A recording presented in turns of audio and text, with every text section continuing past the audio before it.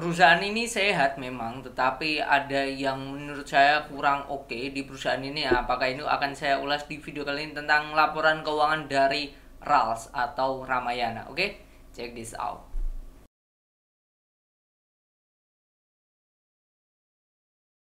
Saya tag video ini tanggal 3 April 2024 jam 11 kurang 1 menit, dimana ISG-nya turun lagi 0,63%. Ini efek dari penurunan BCA ya. BCA turun 2%, BRI turun 1%, Aman turun 1,13, lalu Mandiri turun juga 1,8. Jadi so far saham-saham banking atau saham blue chip top market cap itu pada turun gitu, yang mempengaruhi sangat signifikan. Cuman meskipun ISG-nya turun, alhamdulillah masih bisa cuan yang di member. Nah ini kita udah share, salah satunya itu HRTA. Kita share sejak 21 Maret, jadi tinggal panen ya. Saat kondisi harga 390 sampai 392, saat saya take harganya di 414. Sebelumnya pernah di titik high 426. Lalu ada lagi itu ESA ya. ESA itu kita share di 575 sampai 580. Ya ini saya masuk average 582,5. Semua target capai dan ke 720 di 23%. Jadi buat yang mau join silahkan, linknya ada di deskripsi. Oke, kita akan bahas RALS, dimana Ramayana Lestari Sentosa. Kita tidak akan membahas ya apa yang membuat labanya turun. Tahun lalu itu 352 M, sekarang turun jadi 300 M aja di 2023 gitu. Nah kondisinya ini kalau kita cek di Stockbit ada beberapa hal yang menurut saya kurang oke, dimana mereka tergantung banget di kuartal kedua ya. Dan kuartal kedua ini sangatlah jumbo, beda banget ya. 2021 sampai 223, 2022 kuartal 2-nya itu sampai 256, 2023 216. Nah, kemungkinan ini nanti masih di kuartal kuartal 2 awal sama kuartal 1 akhir. Kenapa? Karena periode ini kuartal 2 itu adalah periode lebaran ya. Nah, periode lebaran biasanya di puasa minggu ketiga atau minggu kedua akhir lah ya, sudah pada berbelanja, THR sudah pada cair. That's why di Ramayana ini labanya sangat signifikan di kuartal kedua. Nah tahun ini 2024 itu kan lebaran di April awal lah ya, 10-11 lah, 10-11 April. Nah kemungkinan mereka masyarakat lah udah pada berbelanja di Maret akhir atau di awal April. Jadi berefeknya di kuartal 1 akhir dan kuartal 2 awal-awal sih, saya melihat seperti itu. Nah itu hal yang kurang oke menurut saya, karena tergantung pada eventual aja. Nah, that's why labanya sangatlah turun drastis. Bahkan kalau kita lihat tahun ini 2023 itu turun 216. 216 labanya. Di kuartal kedua. Tahun 2022 itu 256. Nah, ini laporan keuangannya. Aslinya perusahaan ini sehat. Kalau kita cek di sini itu kasnya lumayan oke. 1,1 T ya. 1,1 hampir 1,2 T. Lalu mereka punya investasi jangka pendek 1,3. Jadi cashnya lumayan gede, perusahaan ini bagus, oke banget. Terus bahkan hampir setara dengan market capnya. Market capnya kan 3,3. Nah kalau kita total ini cashnya kan 1,1 tambah 1 hampir 2,5 lah. 2,5 hampir mendekati market capnya. Ini itu menarik. Kan ditambah dia tidak punya hutang berbunga di sini ya. Tidak ada hutang berbunga, that's why itu hal yang bagus. Terus ekuitas, mereka masih punya saldo laba yang belum ditentukan penggunaannya 3,8 T. Nah ini jadi mereka memang kasnya gede banget. Ditambah kalau kita cek di kasnya ini mayoritas berada di deposito kayaknya. Bentar, kita cek dulu kas dan setara kas. Kas dan setara kasnya. Nah ini depositonya itu mereka ada, bentar, ini rupiah. Nah setara kas deposito ini 860 ya. Kasnya 322. Belum tadi investasi jangka pendek ya. Belum tadi investasi jangka pendek di sini. Nah, investasi mereka itu di surat utang. Ada obligasi negara, sukuk ya. So far ini yang low risk ya. Karena obligasi negara itu kan ya low risk, imbal hasilnya oke, 5,13 sampai 9,25. Terus mereka juga ada efek utang, surat utang dalam bentuk dolar 91 miliar. Ya ini juga oke, imbal hasilnya 3 miliar. Jadi tidak kaget nantinya kalau perusahaan ini punya penghasilan keuangan yang tinggi gitu.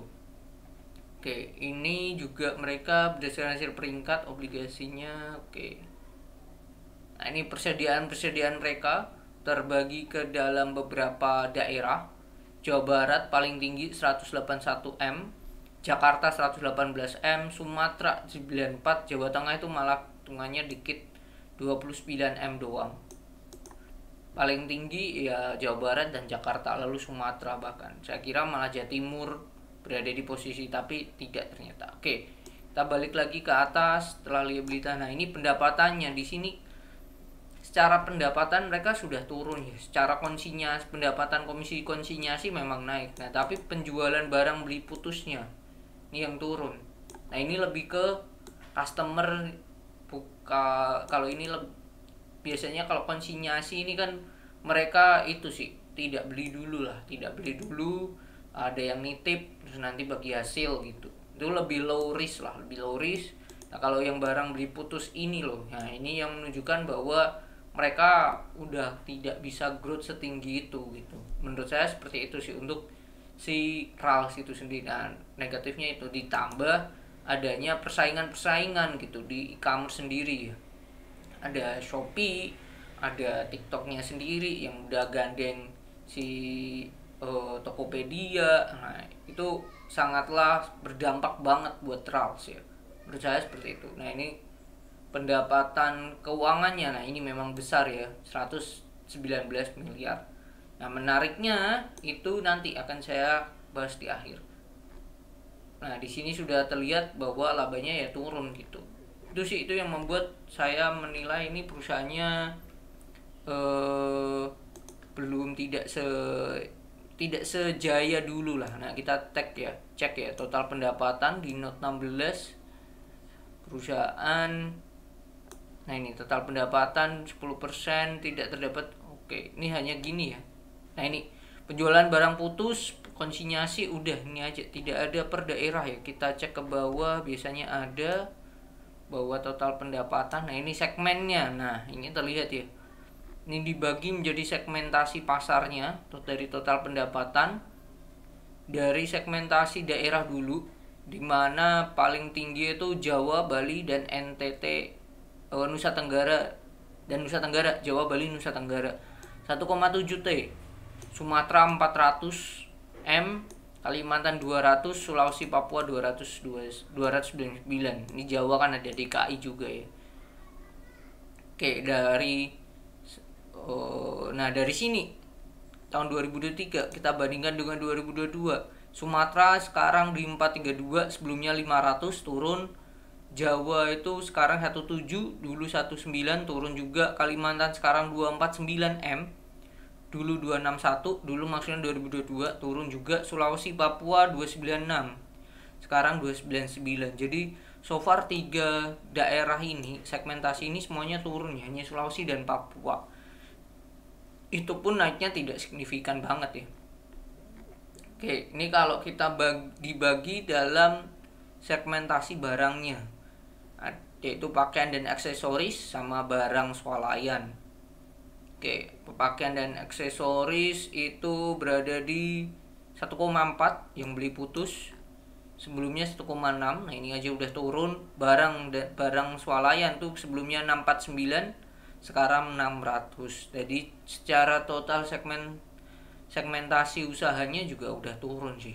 Itu yang melihat saya ini menjadi hal yang kurang oke gitu si si Ralsnya sendiri gitu. Itu sih saya melihat seperti itu. Ini yang jadi hal yang concernnya ya. Nah, kalau kita lihat arus kas aktivitas operasi ada, oke.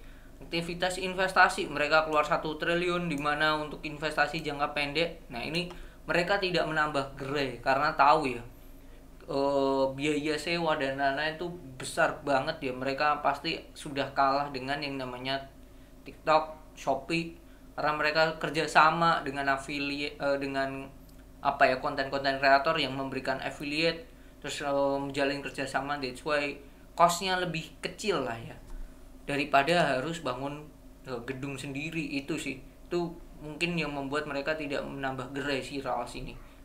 Kayak aktivitas pendanaan, mereka keluar 601 M paling banyak untuk dividen kas, dah itu aja. Tidak ada lagi investasi, tidak ada beli aset tetap. Ini ada hanya 1 M, 1,5. Oh sorry, ini hasil penjualan, bukan pembelian aset tetap. Oh ini ada penambahan aset tetap 169 M, tipis lah, kecil lah tuh. Nah ini aja dari penambahan aset tetap 169 aja, ini bisa diambil dari hasil investasi jangka pendek. Investasi jangka pendek mereka 402 loh gitu. Oke, jadi itu kalau saya melihat Rals ini kondisinya kurang oke. Memang secara as a business saingannya agak berat dengan adanya kompetitor dan semua serba digital ya. Saya melihat seperti itu. Kalau kita lihat secara dividen, perusahaan rajin bagi dividen. Tahun lalu itu 50 per lembar. Nah, 50 per lembar kalau berdasarkan laba mau 49 bahkan 100%. 2021 24. Sebelumnya juga bagi 30. Wah, ini. Nah, ini gede banget ini. Gede banget 100% ya, kemungkinan ya di range 40 minimal dapat sih untuk dividen dari si Rals-nya sendiri. Kalau 40 dengan harga sekarang 476, oh 8% sih. 40 dibagi 476. Ya 8%, dividen yield-nya gede. Cuman ya itu tadi, secara bisnis saingannya agak berat. Cuman kalau untuk invest harga 476 menurut saya nggak dulu lah. Di bawah 400 akan sangat-sangat menarik menurut saya. Karena nantinya market cap-nya akan sama dengan total invest yang mereka taruh di kasnya, terus juga di deposito, terus investasi jangka pendeknya. Itu sih kalau dapat 3 di bawah 400 mulai sangat menarik banget sih Rals sih. Kalau kita cek secara chart juga, Rals ini kondisinya masih downtrend, jadi peluang untuk di bawah 400 sangatlah besar banget ya. Itu sih saya melihat seperti itu. Tapi secara kesehatan perusahaan, ini perusahaan sehat banget. Oke, mungkin itu yang bisa saya share tentang Rals, semoga bermanfaat. Tapi kembali lagi ke pilihan Bapak Ibu masing-masing, mau beli atau jual atau mau nambah lagi. Nah itu dianalisa lagi, disesuaikan dengan preferensi dan profil resikonya masing-masing. Jadi itu semoga bermanfaat, tapi yang terpenting semoga Bapak Ibu dan teman-teman sehat selalu. Bye bye.